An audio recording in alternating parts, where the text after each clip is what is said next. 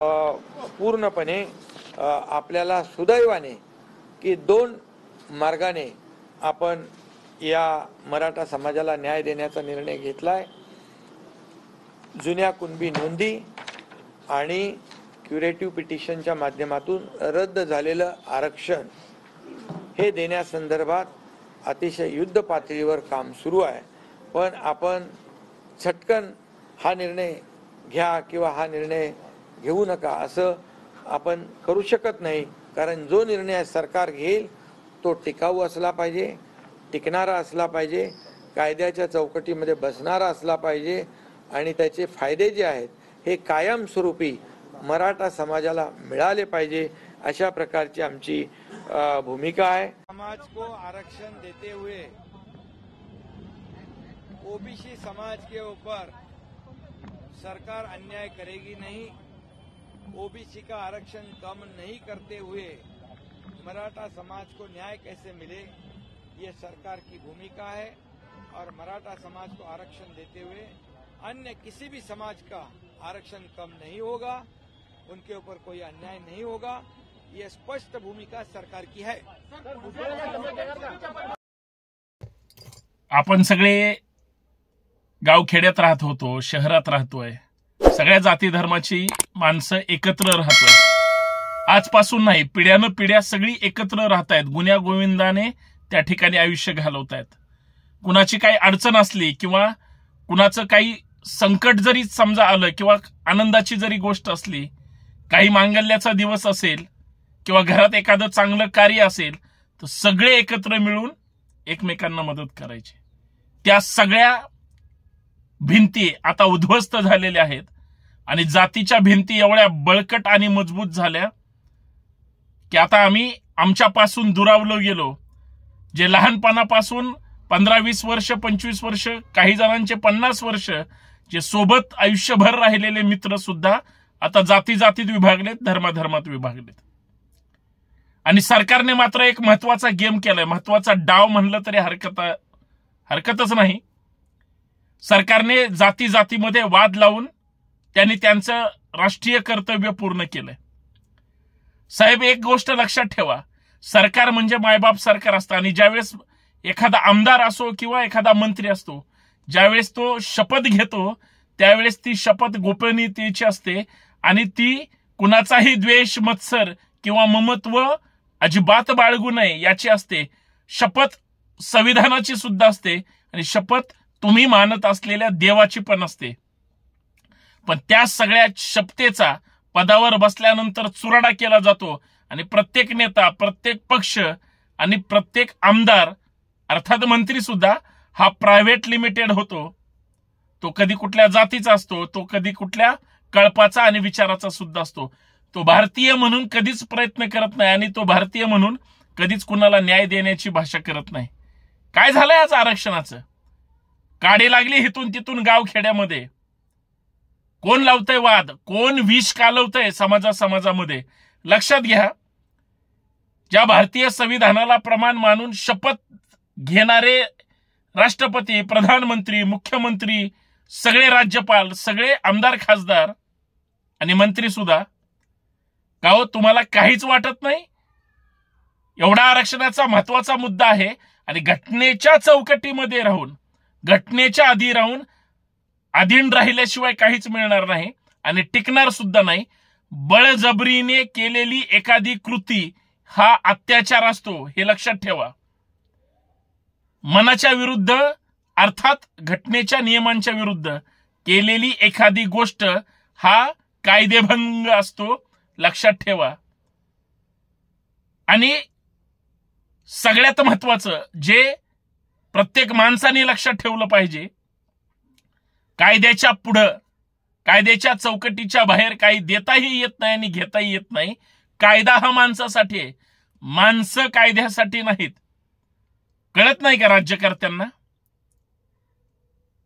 OBC आरक्षण रद्द झालं, कुठलाही नेता चकार बोलला नाही। आज स्थानिक स्वराज्य संस्थेच्या निवडणुका का रखडल्यात? एक माईका लाल एकही नेता बोलायला तयार नाही। सरकार मात्र जाती जातीमध्ये वाद लावून यशस्वी कार्यक्रम केलाय, राष्ट्रीय कार्यक्रम सरकारनेच केलाय। जाती जाती आणि टोकाचे वाद लावून, जाती जातीमध्ये धार्मिक विद्वेष पसरून सुद्धा आज कुणीच कुणाला चांगलं म्हणायला तयार नाही, कुणीच कुणाशी नीट बोलायला तयार नाही. आणि आमची धारणा आहे सगळ्यांनी एकत्र राहिलं पाहिजे. अधिकार घटना देते, कुणाच्याच लक्षात यायला तयार नाही. आणि नेत्यांना परफेक्ट माहिती आहे, उद्याची विधानसभा जिंकायची असेल, लोकसभेला जो झटका बसलाय तो विधानसभेला होऊ नये म्हणून पिल्ल सोडली जात आहेत. वेगळी वेगळी पिल्ल सुपाऱ्या घेतलेल्या इमाने इद्वारे राबवतायत. अहो, जे मागतायत त्यांना द्या आणि ज्यांचं घेताय त्यांच्या ताटातलं देऊ नका. हा साधा सरळ फॉर्म्युला आहे. का कुठला नेता, सत्ताधारी आणि विरोधक चकार शब्द काढायला तयार नाही? त्याचं कारण असं आहे, हिम्मत कुठल्याच माईके लालमध्ये नाहीये. त्यांना माहितीये ह्यांना दुखवलं तर हे बोकंडी बसतील आणि ह्यांना गोंजारलं तर हे आग लावतील किंवा सरकार पाडतील. उद्या तर सरकार येतंय की नाही ह्याची गॅरंटी नाही. हा सगळा जो काही राजकीय दुकानदारीचा प्रकार आहे त्याच्यामध्ये समाजाच्या, कुठलाही समाज, मी कुठल्या एका जाती आणि प्रवर्गाबद्दल तर बोलतच नाही, वर्गवारी तर अजिबातच करायची नाही.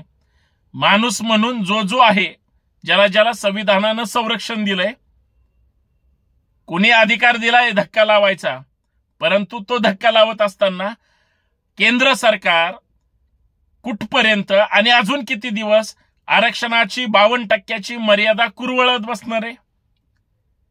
का संविधान त्या संरचनेमध्ये, संसदेमध्ये का त्या ठिकाणी ठराव केले जात नाहीत? का कायदा केला जात नाही? आणि 10% जो काही कायदा केलेला आहे तसाच प्रत्येक राज्याला सुद्धा त्या त्या जातीच्या संख्येनुसार का त्यांना प्रतिनिधित्व मिळत नाही? केंद्र सरकार का या देशामध्ये जातनिहाय राष्ट्रीय जनगणना करत नाही? प्रश्न तसेच आहेत.